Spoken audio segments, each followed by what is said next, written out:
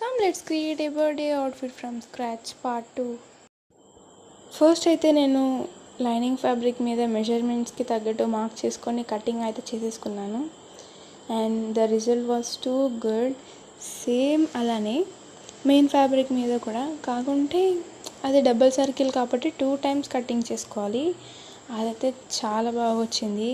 And sequence net fabric అయితే చాలా జాగ్రత్తగా స్టిచ్ చేసా, నీట్ ఫినిషింగ్ వచ్చింది. అండ్ ఈ అవుట్ఫిట్ నా బర్త్డేకి స్టిచ్ చేసుకోవడం నాకు చాలా స్పెషల్. ఇంకా లైనింగ్ అండ్ మెయిన్ ఫ్యాబ్రిక్ని అయితే అటాచ్ చేసేసాను.